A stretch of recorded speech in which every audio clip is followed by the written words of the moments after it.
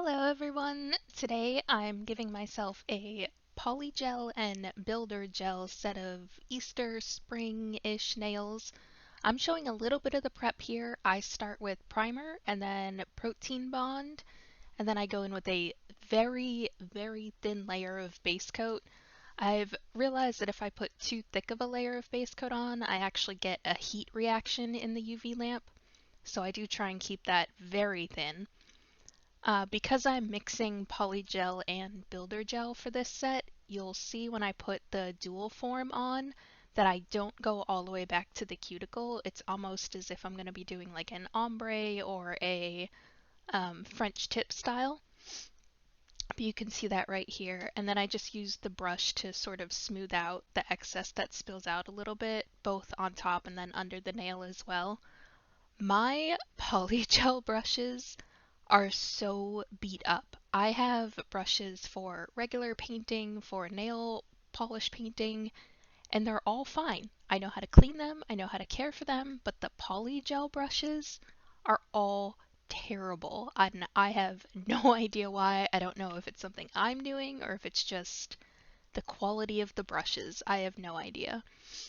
When I take off the dual form, I actually don't do it right away. I take it off after I've fully cured the nail after it, because I feel like if you take it off too early, there's still some heat lingering in there and it can misshapen the nail a little bit. So I always leave the form on through my next nail.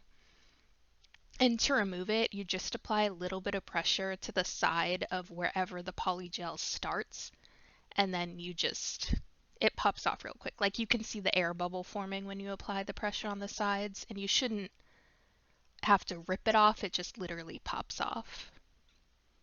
Yeah, like I don't use any strength or force, I just pinch it a little bit and the air bubble forms and it comes right off. I actually ended up using, I don't know if you can tell or not, but I used 3 different brushes during this because they were just aggravating me so bad. It made it so hard to clean up the underside of the nail because the tips are so frayed.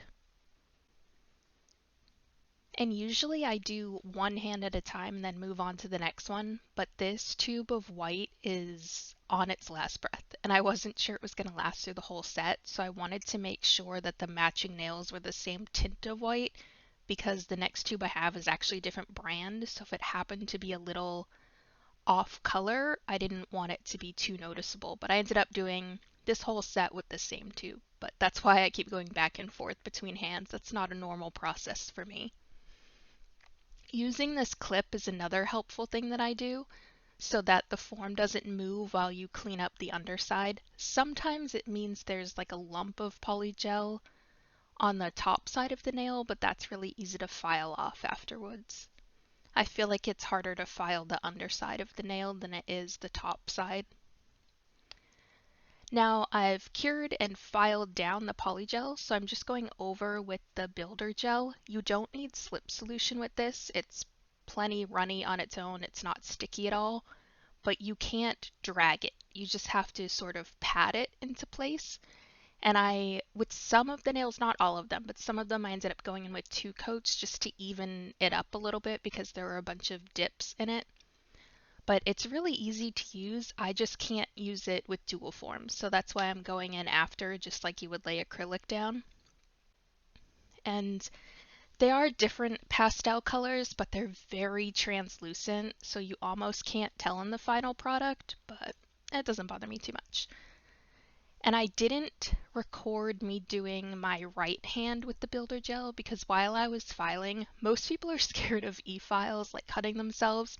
I used just a hand file and I ended up, I don't know how I did it, but I ripped a piece of skin off of my ring finger cuticle, so it didn't bleed, but there was blood, so I didn't want to record that just because it seemed a little bit gross.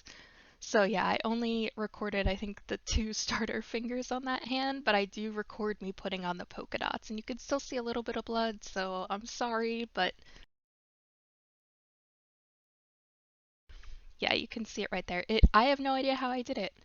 I've never done that with an e-file, but go figure, hand filing, I end up cutting my cuticle. I don't know if maybe I had a hangnail I didn't notice and the polygel stuck to it and it ripped it off. I don't know. I didn't even feel it. I just looked down and was like, oh no.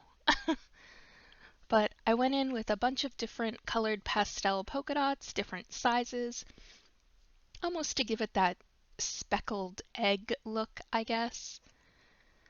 But I really like how they turned out, and I kept them very short this time, shorter than I normally do. Normally I do short nails anyhow, but these are extra short because I'm actually moving next week. So I have to be able to pack up my car, and I didn't want to break my nails in the process.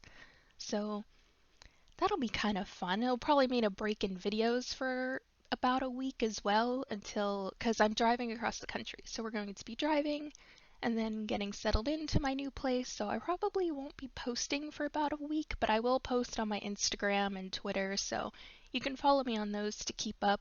Those are always in my description box down below. When I do designs like this, I like to cap them. Usually I would cap them with a clear polygel, but this time, because they are so simple, I just went in with an extra thick coat of top coat polish instead of the clear polygel. And that's just, it adds a little bit of thickness to the nail and keeps the top nice and smooth because the polka dots do add a little bit of texture, but not much. And I didn't record myself doing top coat. I feel like that's pretty self-explanatory. I don't know, my opinion. But yeah, we are coming to the end of the video, so thank you so much for watching. Please leave a like, comment, subscribe if you haven't already, and I will see you all in the next one. Bye!